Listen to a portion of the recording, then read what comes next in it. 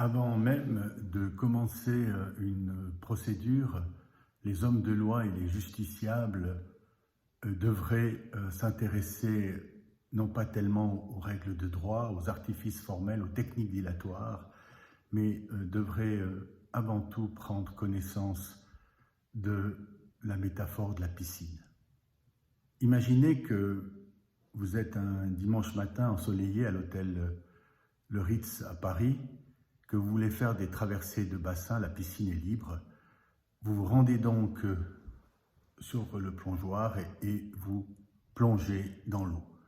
Sauf qu'au moment même où vous atteignez la surface de l'eau, vous savez de certitude absolue que pour des raisons indéterminées, un tiers mal intentionné a pollué la piscine, a déversé des substances toxiques.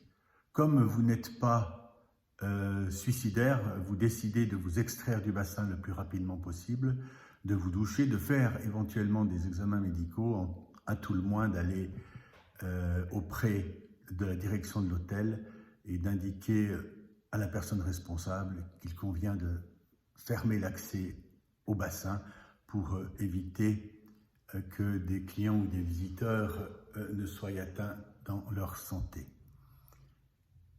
Et nous sommes tous confrontés à des situations ou à des relations toxiques dans nos vies. C'est notre responsabilité de nous extraire de celle-ci le plus rapidement possible et de ne pas nous y complaire. Et c'est précisément ce discours qu'il convient de tenir aux justiciables et à tous les intervenants dans les procédures, parce que ces procédures ont des effets délétères catastrophiques sur la santé des justiciables, de certains d'entre eux, peut-être de la plupart. Même les correspondances des avocats en qui les clients placent leur confiance ont des effets délétères. C'est comme si on insérait dans leur organisme, dans leur psychisme, des petits produits toxiques supplémentaires qui ne vont pas leur permettre d'aborder la suite de leur vie de la manière appropriée.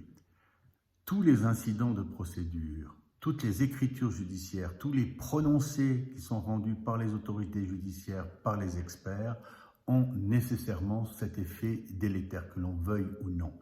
Et ces effets délétères sont particulièrement toxiques dans les affaires de famille, personnelles, dans les affaires liées à la protection de l'enfance, au divorce, aux successions. On comprend bien que certains justiciables gravement lésés dans leurs droits veuillent recourir à l'autorité judiciaire. Mais je crois qu'il est de la responsabilité de tous les intervenants de bien montrer que plus la procédure dure, plus ses effets délétères et toxiques créeront des interférences tout à fait mauvaises et parfois même létales. Je crois qu'il est de la responsabilité de tous les auxiliaires de justice de dire aux personnes concernées que ces effets dans les affaires de protection de l'enfance, puisque j'ai commencé par celle-ci, ont des conséquences non seulement sur leur personne, mais également et surtout sur les enfants dont ils voudraient obtenir la garde, dont ils voudraient être plus proches, avec qui ils voudraient entretenir de meilleures relations. Donc, les effets délétères des procédures, ce ne sont pas les artifices procéduraux, ce ne sont pas la mauvaise foi des experts ou des magistrats, ce ne sont pas même les coûts et les honoraires des procédures, c'est avant tout les effets toxiques liés substantiellement et essentiellement à l'existence même de ces procédures. Les magistrats sont, à mon sens, moins concernés par ces effets, simplement parce qu'ils voient beaucoup moins souvent les parties et les justiciables. Je crois que les avocats et les psychologues qui voient régulièrement ces personnes sont les premières à devoir faire le nécessaire pour que ces effets délétères disparaissent le plus rapidement possible.